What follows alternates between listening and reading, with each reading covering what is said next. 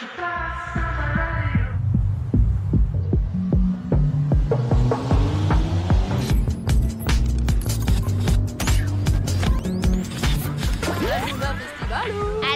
Festival. Aluna Festival.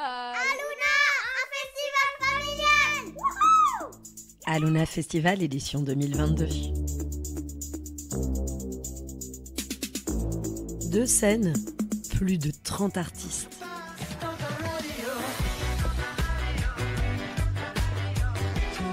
Romain et Amandine sont en direct d'Aluna Festival pour Déclic Radio. J'étais où et quand pour le grand final, le feu de Bengale. Aluna Festival. Aluna Festival. Aluna Festival.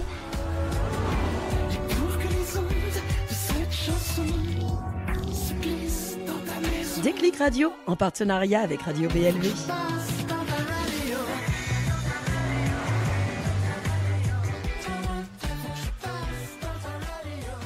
Toujours sur Déclic et toujours au festival d'Aluna. Et là, on a une chance assez extraordinaire parce que bon, il passe pas sur scène aujourd'hui, mais attention, il passe demain. Vous sentez ma voix qui tremble un petit peu parce que là, quand même, je veux dire, on a un monstre de la musique avec nous autour de la table et c'est plus qu'un plaisir. Bonjour Mathieu. Ça va bien? Bien, et toi? Est-ce que vous l'avez reconnu? Non, vous l'avez pas en visu, alors le bonjour super ne vous dit pas grand-chose. Attention, nous avons autour de la table M. Oh. M. Ouais, Mathieu Chédid. Attends, tu te rends pas compte, c'est quand même le bonheur de t'avoir là. Ah, c'est gentil. Bon, et toi, alors, du coup, c'est pas la première fois que tu te présentes à Aluna? Non. Non, je sais. Non, mais c'est vrai que je connais bien Laurent Poirier, qui fait partie de ces gens qui ont fait que ce festival existe. Et donc, c'est aussi un festival proche, parce que c'est lié à l'humain et à des gens que j'aime. Et puis, évidemment, j'ai vécu beaucoup de choses assez intenses ici. Je repense à la famille, je repense à plein de concerts électrisants. Et puis demain, imaginez en plus qu'il y a la famille Dutronc, parce que je suis vraiment né dans cette famille, sachant que je passais ma vie avec Thomas quand j'étais enfant. Ah d'accord. Et donc je passais ma vie chez Françoise et Jacques. Et vraiment quoi, mais depuis que j'ai 8 ans. Et j'étais même sur les genoux de Serge Gainsbourg à cette époque-là, je me rappelle, parce que c'était un grand ami de Jacques et il nous faisait des bras d'honneur pour fermer son zippo quand il s'allumait une gitane. Donc c'était des moments étonnants. Donc Thomas, c'est vraiment un de mes grands amis d'enfance. Donc là, ça ramène encore plus de ce côté familial.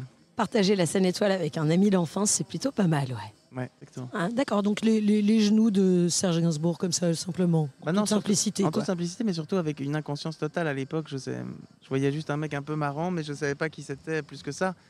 Et j'avais pas du tout la conscience que j'ai pu avoir par la suite. C'est ça, moi j'ai eu la chance d'être sur les genoux aussi un jour de Renaud, tu vois. Ouais, et moi non plus, j'avais pas la conscience. David McNeil, un ami en commun. Ah oui. Ah bah voilà, c'est le meilleur ami de mon papa. Ah c'est génial. Et donc du coup, je me suis retrouvée sur les genoux et en fait la photo étant grand dans la cuisine, mais moi je devais avoir 8 ans et je t'avoue n'avoir rien compris non plus. La seule chose que je me souviens, c'est qu'il était trop tard. C'était après son concert et que la seule chose que je disais, c'était que je voulais rentrer. Si j'avais su maintenant, j'y serais restée sur ses genoux. Mais... Et tu sais que David McNeil, c'est très important parce que ça c'est lié à la famille Souchon, qui est l'autre famille de musiciens et de chanteurs que j'ai vraiment connu beaucoup, avec Pierre Souchon, le fils d'Alain. Je passais ma vie chez lui aussi. C'était vraiment Thomas et Pierre, mes 2 grands amis. Et il faut savoir que David McNeil, je sais pas si tu sais, c'est lui qui m'a appris la guitare et qui a fait que je suis guitariste, qui m'a donné vraiment le goût de la guitare. Parce qu'un jour, on était chez les Dutronc dans la grange et on balbutiait comme ça avec Pierre. Il y avait Julien Voulzy, il y avait plein d'autres copains. Et je squattais une guitare d'Alain Souchon sur une seule corde, une SG comme ça, une Gibson. Et je faisais des riffs genre de Satisfaction, des Stones et des trucs comme ça. Et on a réveillé David McNeil de sa sieste qui était un peu furieux. Ouais, et parce que la sieste pour lui c'est très très important. Ah tu connais bien. Ouais, ça je sais. et avec son âme slave comme ça, il m'a dit Mathieu, non mais arrête de faire du bruit, c'est pas ça la guitare, c'est des accords. Et il m'a appris les 4-5 premiers accords fondamentaux qui m'ont complètement explosé le cerveau, quoi. Et à partir de là, j'ai joué toute la nuit, je me rappellerai toujours de cette guitare. Et c'est devenu ma passion. Je suis rentré chez moi de ce week-end et j'ai demandé à ma mère de trouver un prof particulier de quartier. Et j'ai commencé la guitare à partir de là. Donc c'est vraiment David qui m'a... Ah putain, ça c'est vraiment drôle, quoi. Ouais. Parce que c'est un homme assez impressionnant. Moi, mes parents, enfin mon père le connaissait quand il était tout jeune. Et déjà, quand tu regardes son histoire, c'est quand même... le fils de Chagall. Enfin, je veux dire, quand tu remets ça... Et en fait, c'était assez drôle parce que quand ils étaient jeunes, il avait une maison à Uccle parce qu'il est d'origine belge. Moi aussi, d'ailleurs. Oui. Voilà, c'est comme ça. Et du coup, il avait sa maison qu'il laissait tout le temps ouvert et dans lequel il avait un Picasso, en fait. Oui, voilà. Et c'était... Ça, c'est sa vie, Ouais, c'est sa vie complètement, il se faisait arrêter parce qu'à l'époque, il avait acheté, c'était pas une Rolls, mais il avait un truc. Un peu comme ça. Il s'était fait plaisir dès qu'il avait touché un peu d'argent. Et il était avec ses savates et généralement avec un bon coup dans le nez. Et plusieurs fois, il s'est fait arrêter parce qu'on pensait qu'il avait volé la voiture, tu vois, pour la petite anecdote. Ah oui, oui. Ce personnage c'est ça. un peu fou. Et d'ailleurs, c'est marrant parce qu'on a fait, donc des années plus tard, il y a sur l'album, non pas le dernier que je viens de sortir, mais celui d'avant, L'être infini, une chanson qui s'appelle Une seule corde et qui raconte. Et j'ai demandé à David de m'écrire le texte, puisque c'est aussi un auteur de chansons magnifiques. Mais exactement, c'est un parolier surtout, en fait. Ouais, qui avait fait donc Mélissa Métis d'Ibiza, etc. Exactement. Et d'autres chansons, notamment Je veux du cuir avec Souchon, qui est assez drôle, parce qu'il a réussi à faire une chanson hyper sexe pour Alain Souchon. Mais, et donc, je lui ai demandé de me faire cette chanson qui raconte l'histoire de cette seule corde que j'avais. Et comment, de cette petite corde, j'ai pu faire tout ce chemin, etc. Donc, il me l'a écrite, et elle est dans cet album, L'être infini.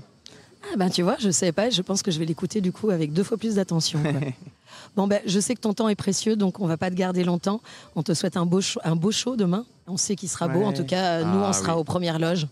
Non, voilà. C'est vrai que on est très excités parce que c'est vraiment le démarrage de cette nouvelle formule festival. On était aux Nuits de Fourvière, qui est un lieu sublime aussi, un théâtre antique magnifique. On a fait 3 soirs là-bas et ça a été une façon de construire un peu cette nouvelle étape avec un spectacle encore plus intensifié, parce qu'on a quand même enlevé 1 heure de spectacle, sachant que dans les salles on fait 2h30 de concert. Ici on fera 1h30. Donc, mais c'est pas grave parce qu'en fait c'est moins, mais c'est plus condensé. Évidemment, c'est une boule d'énergie. Donc c'est vrai que avec le public et puis le côté évidemment plus grandiose parce qu'il y a plus de monde. Là, on a joué plutôt dans les petites salles au départ. Mais c'est vrai que ça fait une explosion. L'énergie est très très très puissante. Donc là, on sort déjà de 3 concerts assez puissants. Donc ça va continuer à. Bon, mais c'est cool. Et puis surtout, tu sors de 2 ans Covid comme tous les artistes. Oui, c'est ça. Et donc là, c'est encore plus l'explosion, quoi. Oui, c'est sûr que ça nous fait prendre conscience de cette chance de pouvoir faire des concerts et de savoir que c'est pas un acquis. Faut que chaque moment est à déguster, à savourer, quoi. C'est ça, et à vivre à fond. Mais d'ailleurs, juste une question, et puis on te laisse. C'est d'ailleurs quand tu dois passer un spectacle comme ça et qu'effectivement, tu as une condition qui est le temps, comment tu fais pour faire des choix? Alors, les choix, ils sont effectivement... Ça doit être compliqué, quoi. Ouais, il faut penser déjà à son instinct personnel et en même temps aux gens. Ce que le public veut entendre. Et bizarrement, je pense aux enfants tout le temps. Parce que je pense que c'est très important d'avoir tous les points de vue dans une chanson, dans un spectacle. Et je me dis toujours, il faut qu'un enfant puisse connecter et pas se sentir extérieur. Et donc, même s'il peut y avoir des doubles lectures, des choses plus subtiles, plus symboliques, il faut toujours qu'un enfant puisse comprendre le spectacle du début jusqu'à la fin. Bah parfait. Romain, t'as un truc J'adore parce que Romain est avec nous, hein, ça ne s'entend pas, mais Romain boit chaque parole de Mathieu. Ah mais tout à fait. Non, vous êtes vraiment un grand artiste. Il y a une chanson que j'adore, mais c'est une chanson qui date d'une dizaine d'années, c'est Qui de nous deux. J'adore. J'adore cette chanson et non, vraiment vous êtes un immense artiste et c'est là où on voit toute la simplicité que vous avez et en même temps. Et même, c'est même pas qu'en même temps, mais vous avez vraiment une qualité, je trouve, en tant que chanteur. Oui, c'est ça, c'est-à-dire. Quelle est la chanson que vous avez donc écrite et qui vous ressemble le plus? En fait, tu sais, c'est ça qui est intéressant avec les chansons, c'est que c'est des états, c'est des humeurs.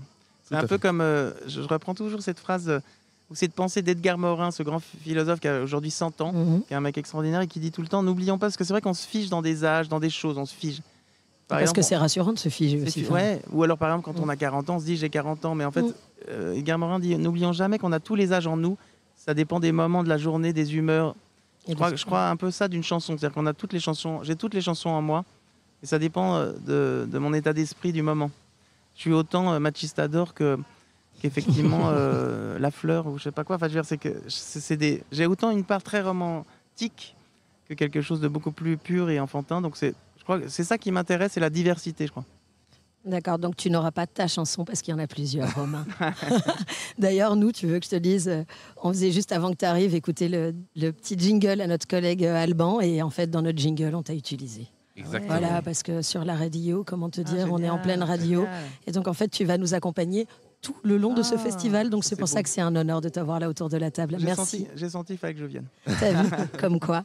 Bon, ben merci, on va pas te prendre plus de temps. Ouais. Bye, à bientôt, j'espère. Ouais, enfin, surtout à demain. Ouais, à demain. en pleine forme. Ciao. Ciao.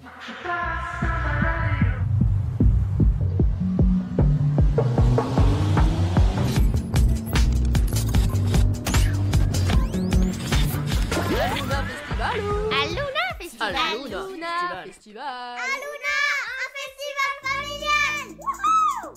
Aluna Festival édition 2022.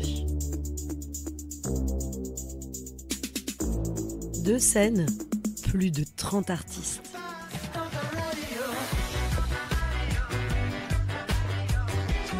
Romain et Amandine sont en direct d'Aluna Festival pour Déclic Radio.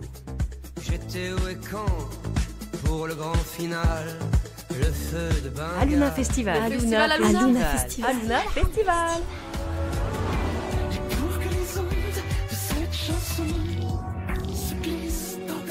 Déclic Radio en partenariat avec Radio BLV.